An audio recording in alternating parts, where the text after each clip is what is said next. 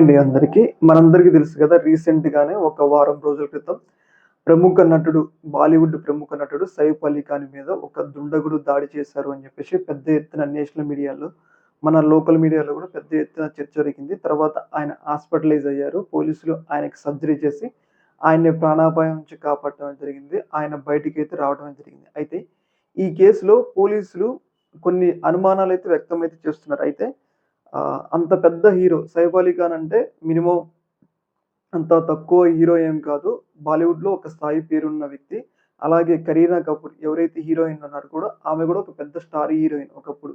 అయితే ఇలాంటి వ్యక్తులు ఉండే ఇంటికి ఒక దుండగుడు ఎలాంటి సెక్యూరిటీ లేకుండా ఎలా వాళ్ళ ఇంట్లోకి ఎళ్లారనేది ఇక్కడ కీలకమైన ప్రశ్నగా మారుతుంది.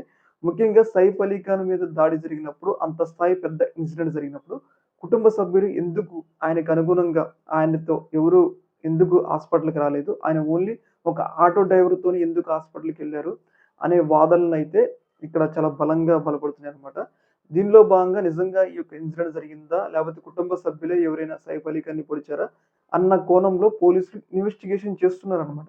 ఇన్వెస్టిగేషన్ చేసే సందర్భంలో ఎవరైతే ఈ కరీనా కపూర్ తన భార్య ఉంది గదా! ఆమెని ఇన్వెస్టిగేషన్ చేసే సందర్భంగా ఆమె పొంతనలేని సమాధానాలు చెప్తున్నట్లు పోలీసులు వెల్లడిస్తున్నారనమాట. ఒకసారి ఒక విషయం చెప్తే, ఇంకోసారి ఇంకో విషయం చెప్తుందనమాట. దీని మీద ఏంటి అంటే, ఈమె సైఫ్ అలీ ఖాన్‌ని పొడిచిందా అన్న అనుమానాలైతే పోలీసుల్లో వ్యక్తమవుతా ఉన్నాయి. ఏదేమైనా గాని ఈ యొక్క ఇన్సిడెంట్‌లో కొంచెం అనుమానాలైతే వ్యక్తమవుతున్నాయి. ఏందంటే, సైఫ్ అలీ ఖాన్‌కి దాదాపు పెద్ద స్థాయి గాయాలే అని చెప్పేసి డాక్టర్లే చెప్పడం అనేది జరిగింది. అలాంటప్పుడు సైఫ్ అలీ ఖాన్ ఓన్లీ ఒక 5 రోజుల్లోనే బయటికి ఒక నార్మల్ మనిషిలాగా రావడం కూడా ఇక్కడ కొన్ని అనుమానాలకైతే తావిస్తుందన్నమాట. చూడాలి మరి ఈ యొక్క ఇన్సిడెంట్ పోలీస్ ఇన్వెస్టిగేషన్ ఏం తేలుతది? మరి ఆయన సెక్యూరిటీ అంత ఎందుకు వీక్‌గా ఉందనేది రాబోయే రోజులు చెప్తా ఉంటాయి.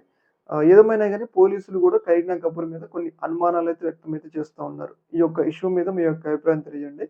ఇలాంటి మరిన్ని అప్‌డేట్స్ కోసం మన ఛానెల్‌ని అయితే సబ్‌స్క్రైబ్ అయితే చేసుకోండి. ఓకే మరి. Thank you.